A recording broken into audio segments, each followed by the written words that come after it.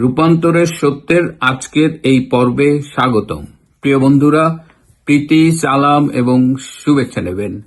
শুরুতেই আমি আপনাদের একটা ছোট্ট ভিডিও ক্লিপ দেখাবো 27শে সেপ্টেম্বরের জামাতের নায়েবে আমির ডক্টর আবু মোহাম্মদ তাহের। তিনি ডক্টর ইউনূসের সাথে জাতিসংঘের সাধারণ অধিবেশনের যে বহরটা গিয়েছিল সেই বহরের একজন হিসেবে গিয়েছিলেন এবং তিনি নিউ ইয়র্কে আমেরিকা বাংলাদেশ অ্যাসোসিয়েশন, কোবা সংক্ষেপে বলে, এই কোবা তাকে একটি গণসম্বর্ধনা দেয় 27শে সেপ্টেম্বর এবং সেখানে তিনি একটি বক্তৃতা দেন। সেই বক্তৃতার এই অংশটুকু আপনারা শোনেন, তারপরে আমি বাকি আলোচনাটুকু করব। আমরা কমপক্ষে 5 মিলিয়ন যুবকেরা তো ভারতের বিরুদ্ধে স্বাধীনতা যুদ্ধে আসবে, কি বলেন?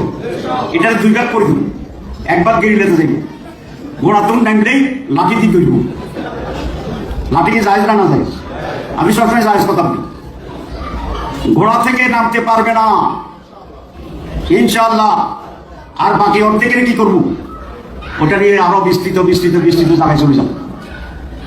পুরা রিজনে স্বাধীনতার যুদ্ধ শুরু হবে। রাসূল ইসলামের যে হাদিসের যে গাজওয়ায়ে হিন্দ, সেটা বাস্তবায়নের মহাপরিকল্পনা হবে। ঢুকলে ভালো না খারাপ? আরে ভালো কেন, ভালো না খারাপ বলেন? ভালো বলেন, ভালো কি বলেন? ভালো। আপনারা দেখেছেন যে কি তীব্রভাবে তিনি ভারতকে আক্রমণ করেছে। তিনি চান যে ভারত বাংলাদেশে আক্রমণ করুক। তখন তার 50 লাখ যুবক আছে, সেই যুবকের অর্ধেক দিয়ে তিনি ভারতকে একেবারে ঠেকায় দিবেন। ভারতের সৈন্যরা ঘোড়ায় চড়ে আসবেন, তিনি তার 25 লাখ দিয়ে এদের আর নামতে দিবেন না। আর বাকি 25 লাখ তখন বাংলাদেশের বিভিন্ন জায়গায় ছড়িয়ে ছিটিয়ে তারা ভারতের বিরুদ্ধে গেরিলা যুদ্ধ করবে এবং এর মধ্য দিয়ে তিনি 71-এর দুর্নাম ঘুচিয়ে নিজেদের মুক্তিযোদ্ধা হিসেবে প্রমাণ করবেন। এখানে খুব ইন্টারেস্টিং, আপনারা এই বক্তৃতাটা আগেই শুনেছেন, এটা তো গত 27শে সেপ্টেম্বরের বক্তৃতা। তো কথা হলো যে ভারত কি ঘোড়ায় চড়ে বাংলাদেশ আক্রমণ করতে আসবে কিনা? এখন তো ওই ঘোড়ায় চড়ে যুদ্ধের দিন নাই। ভারত তো বসে বসে সুইচ টিপবে এবং ওইটা বাংলাদেশে এসে পড়বে, সে মিসাইল পড়ুক যাই পড়ুক। এমনকি তারা যদি চায় ডক্টর তাহেরের একদম বেডরুমেও একটা ছোট বোমা পাঠাই দিতে পারে আর কি। এখন এই ঘোড়ার দিনে ঘোড়ায় চড়ে যুদ্ধ করার দিন তো নেই। তারপরে আবার তিনি গাজওয়াতুল হিন্দ, আমাদের নবীজির কথা বলে হাদিসের কি রেফারেন্স দিয়েছেন, মানে এই পুরা ভারতের মানচিত্রটাই মনে হয় বদলে দেবে আর কি খুব। এবং এই ভারত বিরোধিতার ফলে তারা উপস্থিত ছিলেন এবং যারা ভারতকে অপছন্দ করেন তারা নিশ্চয়ই অনেক খুশি হয়েছেন। পরবর্তীতে আরেকটা ভিডিও ক্লিপে দেখলাম যে এই ডক্টর তাহের একজন সাংবাদিককে বলছেন যে ভারতের সম্পর্কে বোধহয় একটু বেশি বলে ফেলেছি না। তো সাংবাদিক আবার হাওয়া দিচ্ছে, না ঠিকই আছে, এগুলো বাংলাদেশের লোক শুনতে পছন্দ করে।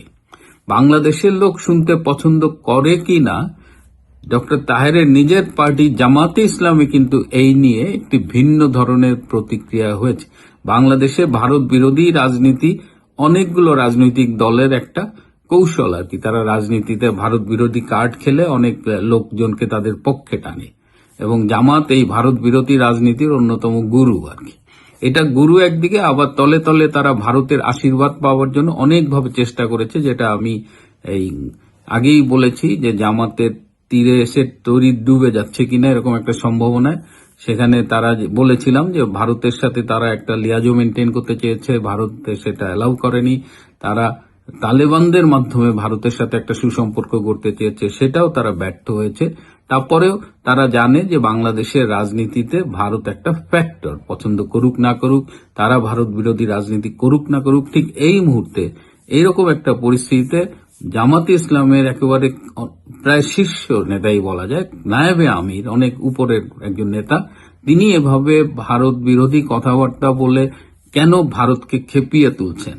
এবং আমি যে বলেছিলাম যে গত 2-3 দিন আগে ডক্টর শফিকুর রহমান কিছু থিঙ্ক ট্যাঙ্কের কিছু সদস্যদের ডেকেছিলেন এবং সেখানে ডক্টর তাহেরের বিষয়টিও আলোচনা হয়েছে এবং তারা কেউ ধারণা করছেন যে ডক্টর তাহের এটা আসলে ইন্ডিয়ার সাথে নেগোশিয়েট করেই এই বক্তৃতাটা দিয়েছেন। এবং অনেকেই প্রশ্ন করেছেন যে ডক্টর তাহের কি তাহলে ইন্ডিয়ার কাছে বিক্রি হয়ে গেলেন?